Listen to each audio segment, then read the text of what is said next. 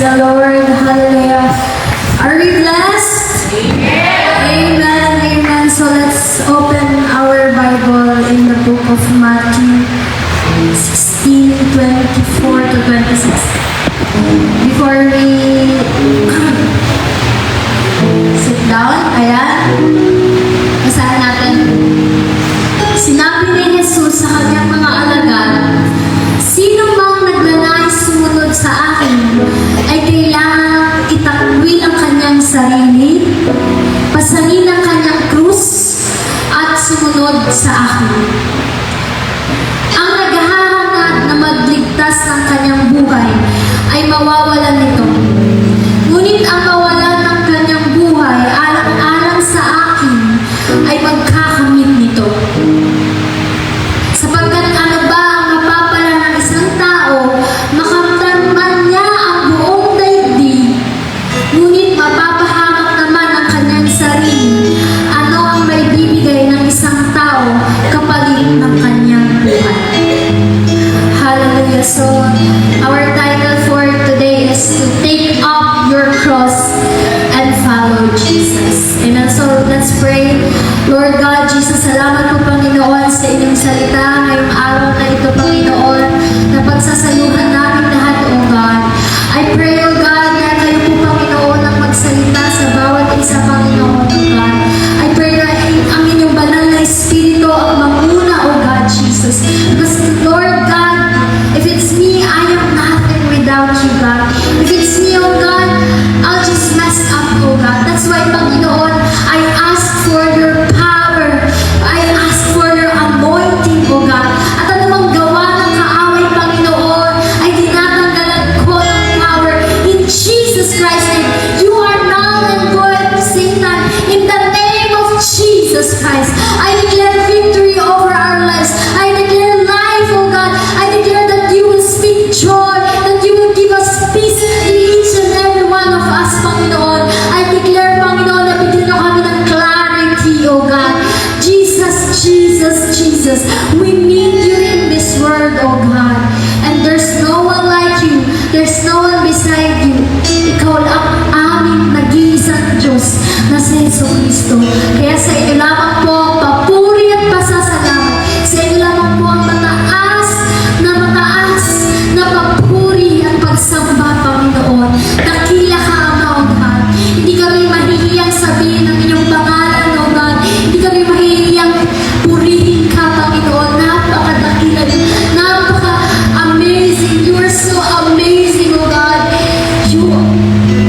We cannot say thank you enough for what you have done in our lives, O God. Kaya, Panginoon, ikaw lamang po ang pinupulit sinasamba namin, O God.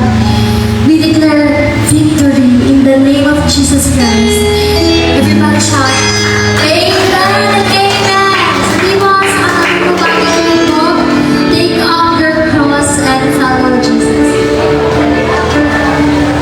Yan, ngitian mo naman yung katabi mo, parang may problema ka na. Maaari na po kayo makakaupo.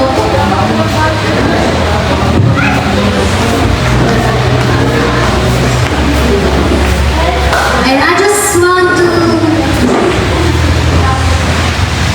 welcome our guests. Andito si Kuya Soy tsaka si Mark Jericho.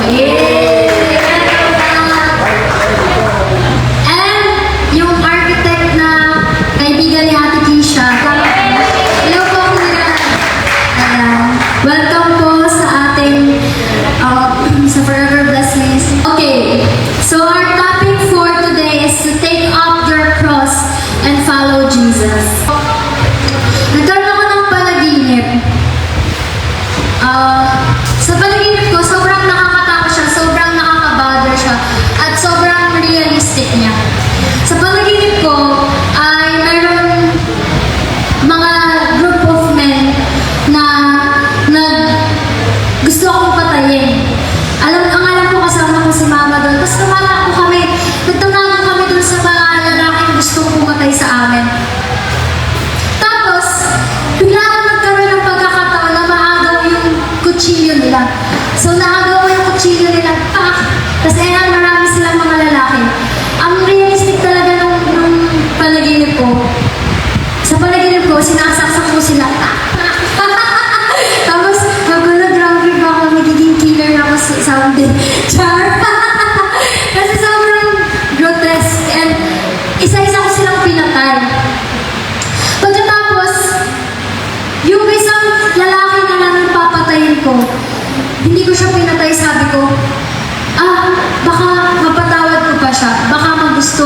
siya.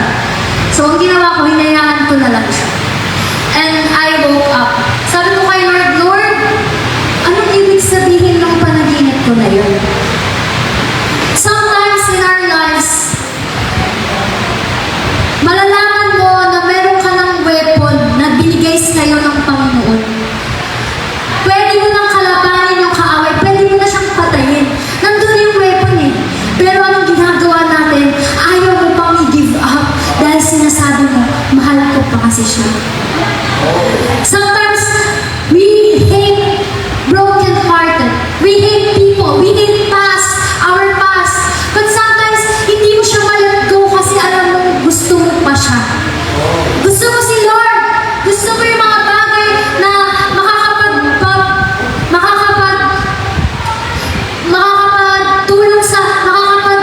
sa'yo sa Panginoon. Kaso, mahal mo pa yung mga bagay na ayaw ng Panginoon.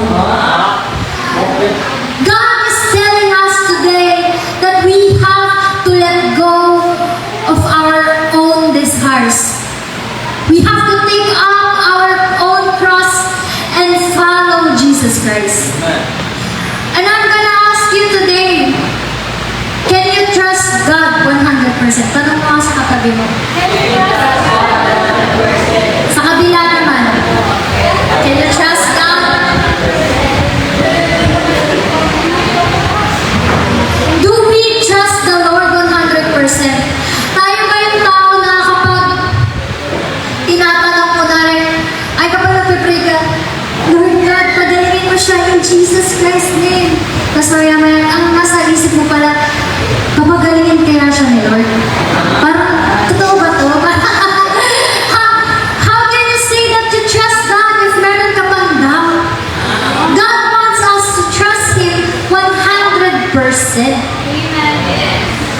And at ito naman, yung tinatanong ng Panginoon, importanteng tanong ng Panginoon kila Peter, sa mga disciples. Parang napaka-unusual na magtanong ni Jesus, right? Ang tanong niya, who do you say I am? Who do you say I am? Sino sa tingin mo ako? Ano sa tingin mo yung palagay mo sa akin? Sino ako sa buhay mo? Sino si Jesus sa buhay mo, mga kapatid? At ang sabi nila, sabi nila, Panginoon, ikaw daw isang propeta. Sabi nila, Panginoon, ikaw daw si Elias. Sabi nila, Panginoon, ikaw daw si Jeremias. Oo nga, diba? Kung tutusin, pag sinabi mo ako si Elias, pag sinabi mo ako si Jeremias, napakalaking compliment na yun. Amen? Pero hindi nila nakikita na si Jesus ay hindi katulad ng mga tao yun dahil si Jesus ay Panginoon. At nakita ito ni Pedro, sabi niya, Panginoon, ikaw ang Mesias. Ikaw ang tunay na anak ng Diyos. Ang nag-iisang anak ng Diyos na pinadala para iligtas ka rin. Sometimes we don't know that we are fan of Jesus, or are we follower of Jesus? Ngayon nagbabiral ngayon yung sa cellphone, sa Facebook natin ngayon nakalagay, Jesus is real. Amen? At maraming mga tao ngayon naniniwala na kay Jesus. But ang tanong, naniniwala silang totoo si Jesus, pero follower ba sila ni Jesus? A fan of Jesus are the people who know He exists.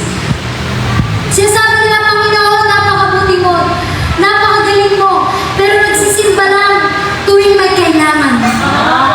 Nagsisimba lang kapag Christmas Eve. Anong tawag doon? Simbang gabi lang, di ba? Yun yung mga fan of Jesus. Pero ang tunay, nakakilala ang Panginoon is yung follower of Jesus. How can we, hallelujah, hallelujah, hallelujah. How can we follow God if we don't know Him? Kilala mo ba ang Panginoon? Tanong mo sa katabi mo.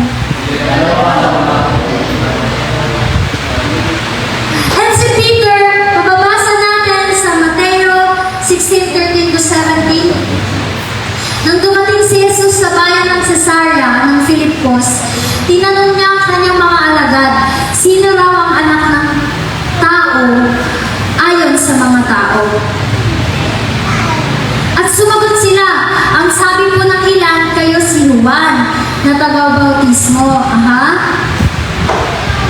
Sabi po naman ng iba, kayo si Elias. At may nagsasabi po kayo si Jeremias o isa sa mga propeta. Tinanong ulit sila ni Jesus, ngunit para sa inyo, sino ako? Sumagot si Simon Pedro, kayo po ang Kristo, ang anak ng Diyos na buhay. Sinabi sa kanya ni Jesus, pinagpala ka, Simon, na anak ni Jonas, sapagkat ang katotohanan ito ay hindi inihayag sa iyo ng sino mang tao, kundi ng aking Ama na nasa langit. At nalalaman natin na parito na ang anak ng Diyos at binigyan niya tayo ng pangunawa upang makilala natin ang tunay na Diyos. At tayo nasa tunay na Diyos sa kanyang anak na si Jesucristo. Siya ang tunay na Diyos at buhay na walang hanggan. Do you ever ask God for understanding, mga kapatid? God wants us to have understanding of Him. Naiintindihan mo ba talaga si Jesus? Nalalaman mo ba talaga yung mga sinusulat niya sa Biblia? Kaya nga mga kapatid, I want to ask you, do you ask for your understanding? Because knowing God means you will follow Him. Kaya mo bang paglingkuran yung taong hindi mo kilala? Kung sa tingin mo si Jesus ay isang good teacher lang, kaya mo bang ibuwis yung buhay mo sa Kanya? Kung para sa iyo si Jesus ay BDO, kung si Jesus ay parang pulis lang para sa buhay mo, magpoprotect na lang sa'yo. Lord God, pa-cash out naman, kaya yung blessing. Ganun lang ba si Jesus sa'yo? Pero kung kilala mo yung tunay na Diyos na pinaglilingkuran mo, kung meron kang malalim na pangunawa sa Kanya, magiging follower ka na. Amen? Kaya pa natin ang Panginoon. Hallelujah, hallelujah, hallelujah. And to be a follower of Jesus Christ, sinabi niya doon sa ating Bible verse kanina, that number one, we have to deny yourself. Sabi mo sa katabi mo, deny yourself. Ano ibig sabihin ng deny yourself? Denying yourself means it's not about you anymore. Denying yourself means full surrender to God. Na hindi na ikaw yung bida. Na hindi na ikaw yung masusunod sa buhay mo. Bakit ano bang gusto ng sarili mo? Gusto mo mag-Netflix? Gusto mo ng maraming chicks? Ay. Gusto mo ng mga bagay na nakakasira sa'yo. Pero hindi ka magiging disipulo ng Panginoon kung hindi ka marunong mag-deny ng sarili mo. Marami sa atin gustong maging musikero, gustong maging dancer, gustong maging song leader. Pero ang tanong, dinidinay ba mo ba yung sarili mo? O sinusunod mo pa rin yung sarili mo? How can you be a disciple of Christ kung tinatamad ka, hindi ka na magsisimba? How can you serve God kung may kagalit ka sa churchmate mo, hindi ka na magsisimba? Hindi yun yung tunay na deny yourself. Ang denying yourself means wala kang pake sa nararamdaman mo. Ang gusto mo lang, ang tanong mo sa sarili mo, kinalulugan ba ako ng Panginoon ko? Ang mahalaga sa lahat is you are pleasing God. You are a new creation. You are a servant. You are selfless. Ang tunay na leader ay hindi mo makikita. O alam, gawin mo to. O gagalingin mo to. Hindi yung tunay na leader. Ang tunay na leader nagsuserve. At makikita natin si Jesus marunong mag-serve. Imagine that. Imagine that.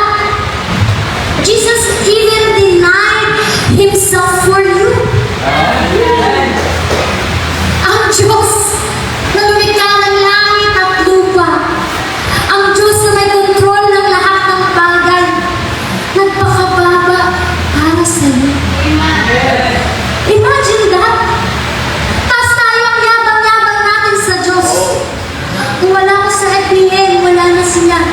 Ay. Ang yaman-yaman natin sa Panginoon. Sometimes, hindi natin iniisip kung ano ba yung nararamdaman ng Panginoon. Sabi niya, kahit taglay niya ang kalikasan ng Diyos, hindi niya pinagpilitang manatiling kapantay ng Diyos. Sometimes, if we are so immature, gusto natin purihin tayo ng ibang tao. Magaling ako, the best ako, dapat makita mo yung Guard James. I-respeto mo ako.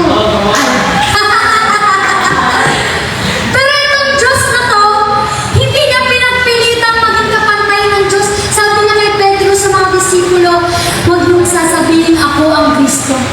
Bakit? Para lang dun sa mga tunay na Kristiyano, malalaman yung sikreto ng Panginoon na siya talaga yung Kristo. Why? Because kahit tingnan nila ng tingnan, hindi sila makakakita. Kahit na makinig sila ng makinig, hindi sila makakarinig. Bakit? Yung mga totoo, pinili lang ng Panginoon ang makakaunawa ng kanyang salita. At makalat tayo dahil ikaw ay nakakaintindi ng salita ng Panginoon. Sabi niya, sa halip ko sa nang binitawan ang pagiging kapantay ng Diyos at nabuhay na isang alipin. Imagine that. Ipinanganak siya bilang tao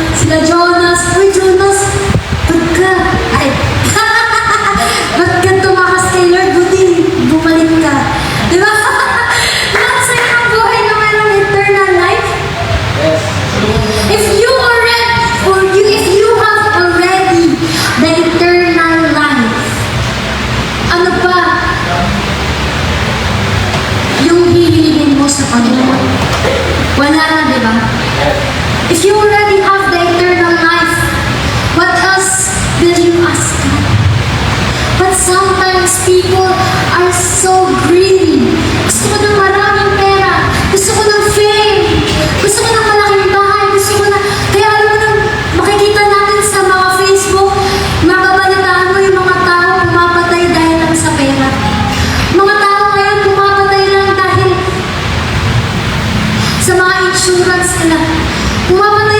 Nanluloko sila ng mga tao para lang sa pera. Pero tayong mga Kristiyano, hindi na mahalaga yung mga bagay na yun dahil meron na tayong mana sa Panginoon. That is the eternal life that you have received from God. That's why you know that no weapon formed against you shall prosper. That God will revenge for you.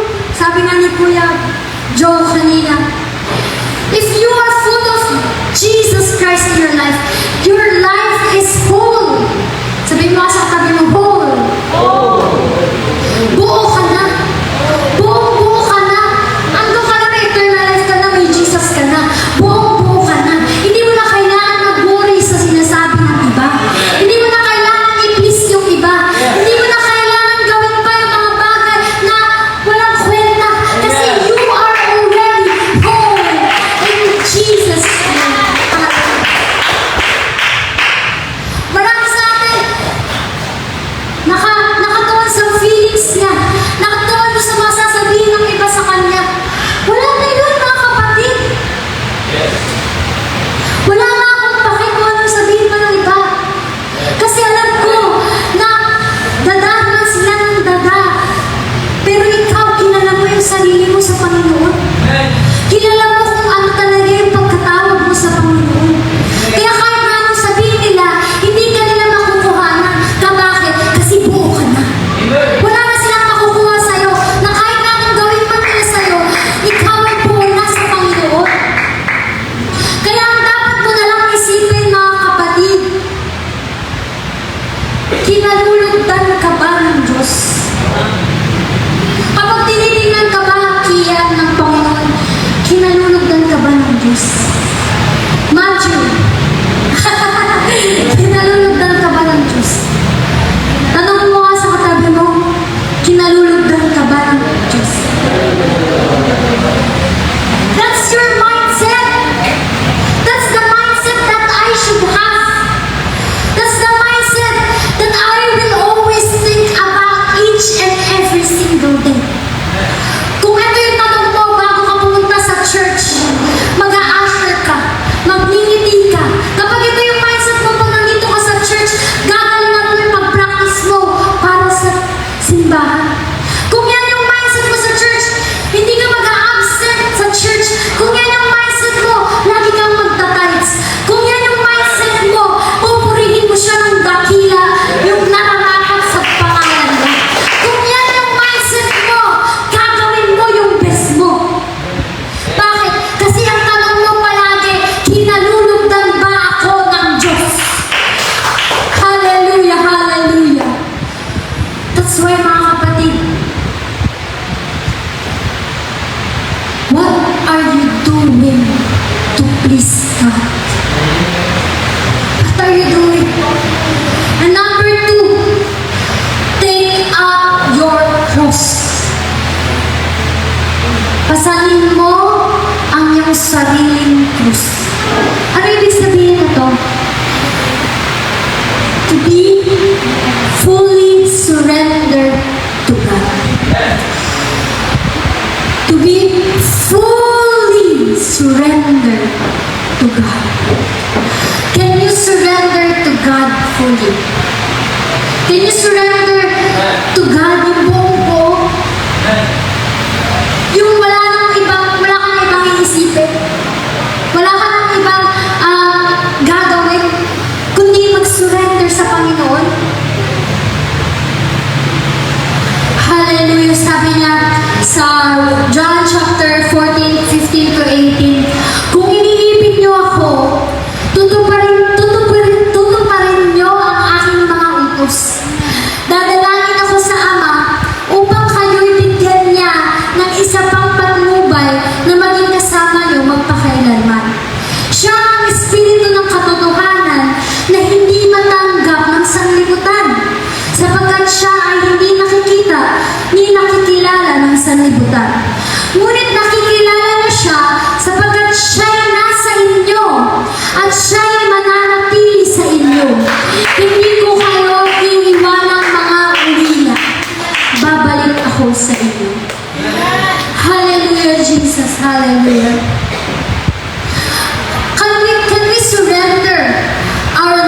God.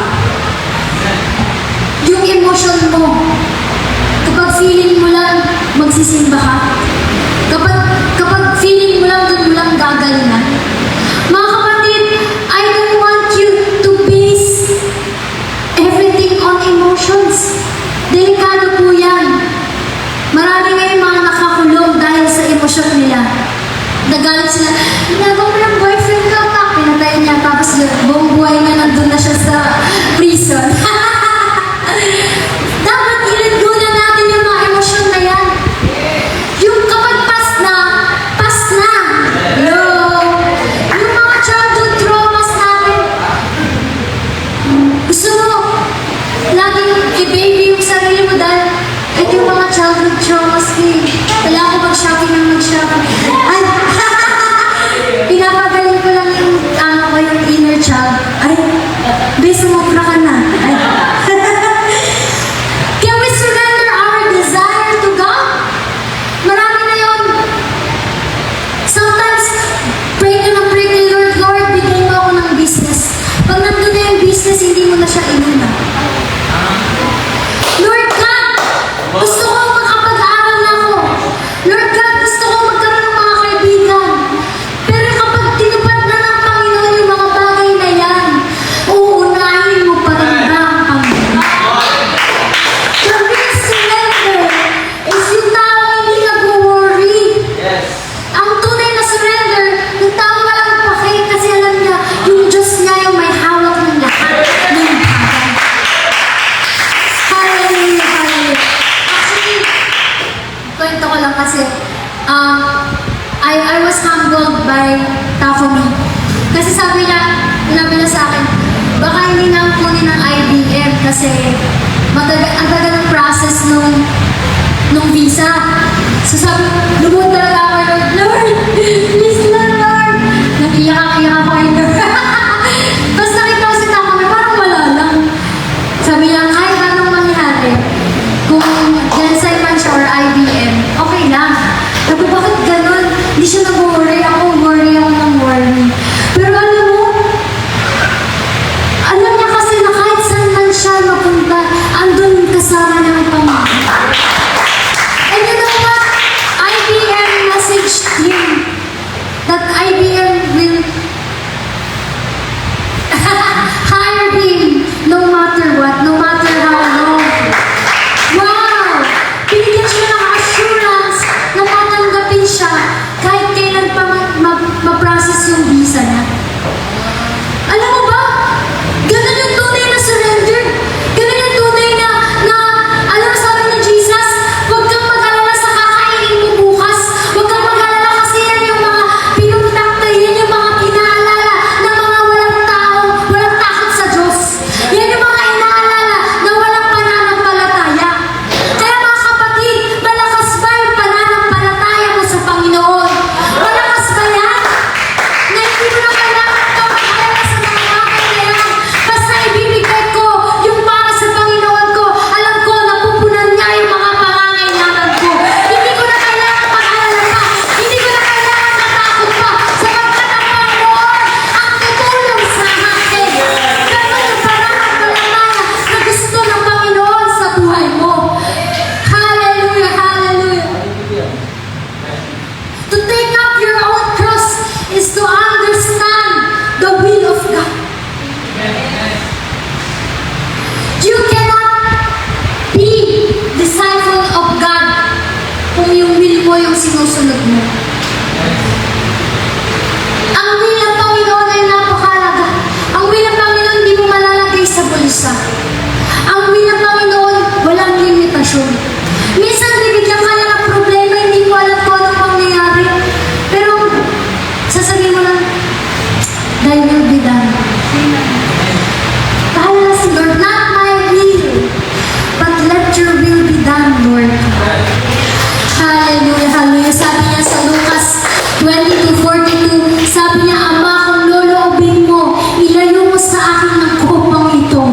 Ngunit huwag ang kalooban ko ang masunod, kundi ang kalooban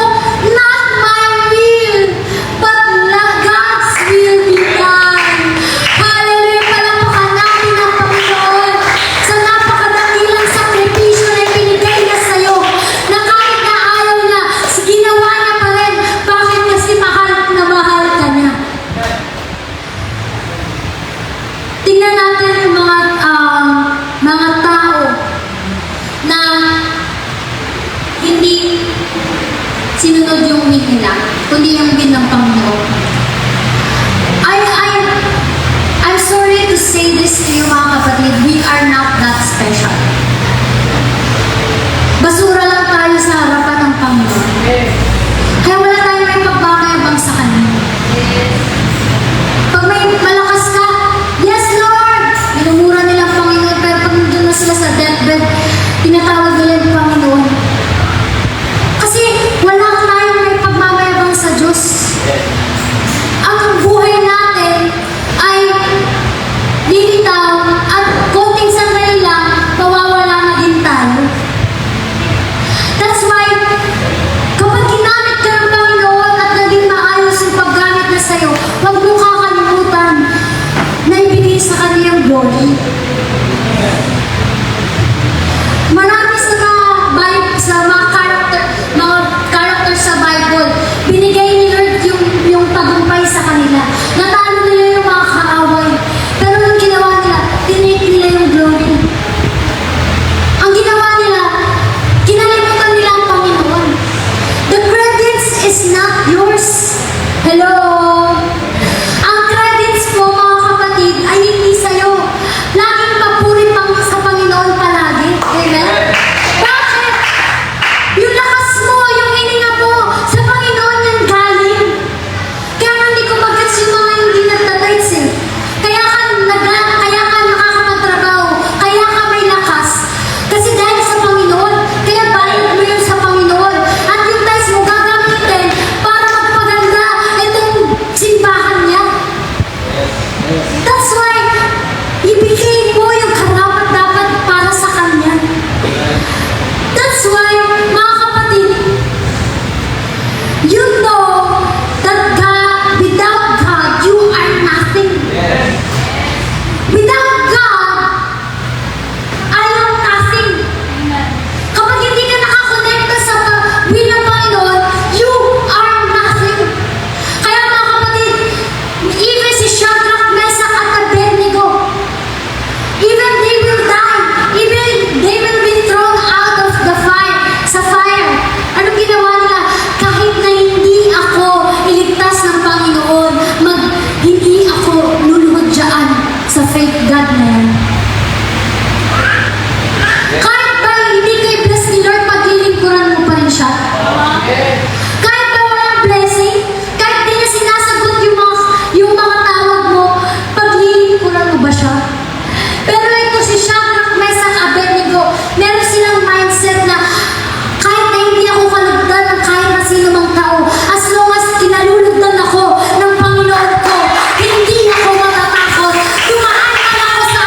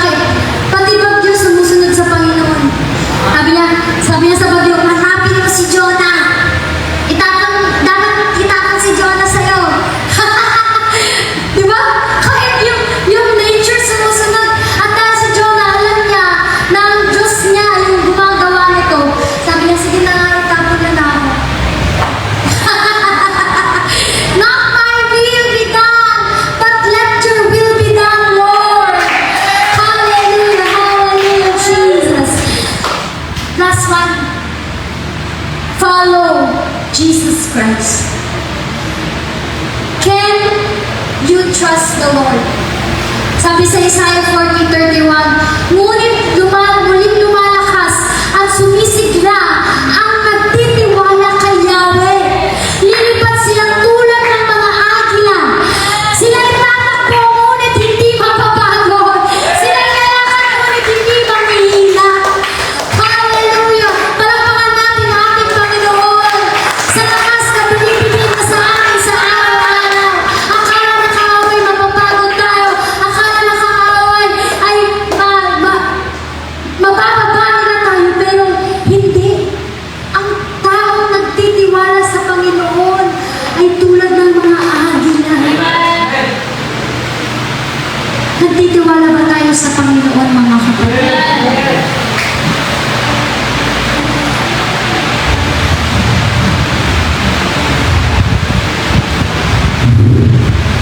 Can you trust your future with Him?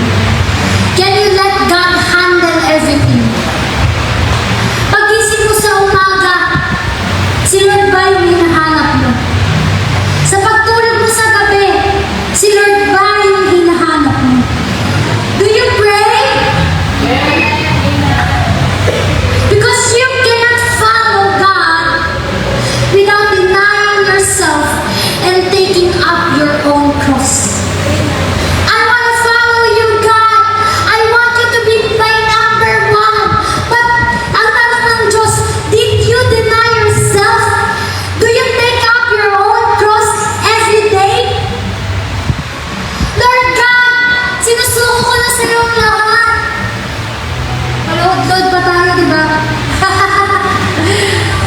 But there's nothing wrong with that as long as do you deny yourself? Do you take up your own cross? Sabi niya, sumagot si Jesus, ibigin mo ang Panginoon mong Diyos ng buong puso mo, buong kaluluwa mo, at buong pag-iisip mo. Ito ang pinakamahalagang utos. To follow Jesus is to forget ourselves. To follow Jesus is to take up our own cross. And I want to acknowledge each and every one of us na hindi sumusuko sa paglilingkod sa Panginoon. God sees your effort. Kahit pagod na tayo mga FPM. Every Saturday, every Friday pa lang pagod na. Saturday, di ba? Pero I am so blessed na kayo yung ka-churchmate ko. Gisingin mo nga ito, tabi mo, sabi mo, buti na lang churchmate kita.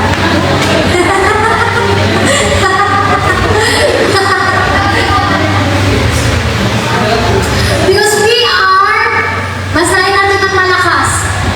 We are the gloves and the Lord is the hand.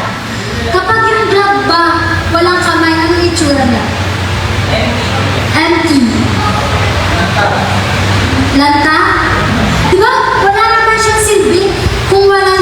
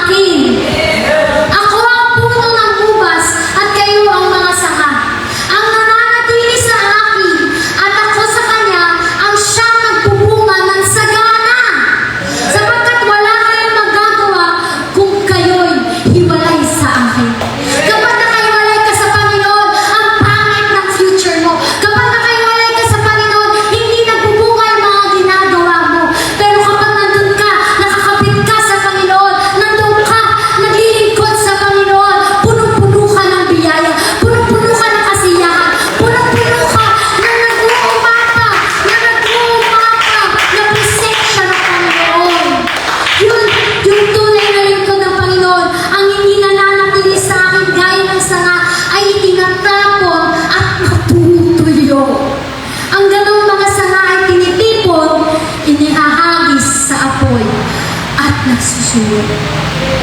Kawawa mga kapatid. Kung nananatili kayo sa akin at nananatili sa inyo ang aking mga salita, hingin ninyo ang anumang nais nyo at matutupad iyon para sa inyo. Wow! Wow! Basahin na natin ito. Sabi niya, inihahagis sa apoy at nasusunod. Kahapon na iniiyak ako kasi sa street evangelism namin. Yung mga iba gumagal, pag binigyan mo gumagal. Pumapangit yung mukha. Pero alam mo, hindi ko sila niya eh. Naiiyak ako sa buhay nila kasi sabi ko, pag nasa impyerno na kayo, ganyan maalala na gumanong kayo. Nagnakasim yung mga mukha nila pag binibigyan ng trucks. Pero nakakawa ko pa, mga kapatid, bakit? Kasi kung wala si Jesus sa buhay nila, anong silbi ng buhay nila? Kung wala si Jesus sa kanilang mga buhay, anong gagawin nila kapag nandun na sila sa nagdaragat-dagatang apo? Kaya nga tayo nandun in street evangelism to let them know that Jesus is the true vine. Siya dapat, doon tayo dapat kumonekta. And to follow Jesus, ito is to know that kahit na anumang hilingin mo, ay matutupad sa pangalan niya. Amen? But, ang tanong, naaayon ba yan sa will ng Panginoon? God will answer prayer only if it's in His will. Why? Because you are created in His will. Kung humihingi ka ng mga bagay na hindi will niya, hindi niya yung tutuparin. Kaya yung mga hihilingin mo, sabihin mo, Lord, will mo ba to? Kasi kung will mo to, Lord, magagamit mo ako. Amen? Sabi niya, napaparangalan ng aking Ama kung kayo masaganang nagbubunga at kayo'y magiging mga alagad ko. Wow! Hallelujah! Kung paano inibig ako ng Ama, kaya na naman, iniibig ko kayo. Manatili kayo sa aking pag-ibig. Wow! Sabi mo sa katabi mo, manatili kayo sa aking pag-ibig. Don't worry guys. Patapos na ako. Kurutin mo ang katabi mo, sabi mo, make God at home in your heart. This is my last point. Make God at home in your heart. Before I end, I want to tell a story. Si Pastora Priscilla. Alam niyo ba yung war room, yung bida doon? Na babae. So, pastora siya. So, ang sabi sa kanya, ay pumunta sila sa isang women conference. Pagpunta nila sa women conference, syempre, galing silang ibang bansa, pumunta sila doon. Tapos, pagod na sila. Sabi sa kanya, akala nila pupunta sila sa hotel. Yung pala, pupunta sila sa isang malaking bahay ng isang sister doon. So, syempre, kinakabahan sila, ano ba yung itsura ng bahay ngayon. We're so grateful na makikita na kami sa bahay nila, bang conference, ganyan. Tapos yun na, nasa kotse na sila, nagda-drive, ang ganda ng mga tanawin, papunta sa bahay na yun. Tapos may nakita sila, nung nandun na sila sa bahay ng sister na to, nakita nila yung malaking gate. At pagtingin nila dito, hindi nila makita yung fence. Hindi nila makita yung dulo ng fence. Kasi sobrang laki ng bahay. Ang laki ng gate. Tapos pagpasok nila sa gate, ang layo ng bahay. Sobrang laki ng property. Pagpasok nila dun sa mansyon, pagtingin nila, sobrang ganda ng loob. Sobrang may mga puno sa loob, ganyan. Ang ganda ng interior design. So, papasok na sila, nakita nila yung may-ari. Maganda siya, nakangiti, tapos rosy cheeks. Tapos, hello, ayan, sobrang welcome kayo sa nilahan ko. Tapos yun, dala-dala nila yung mga maleta nila, yung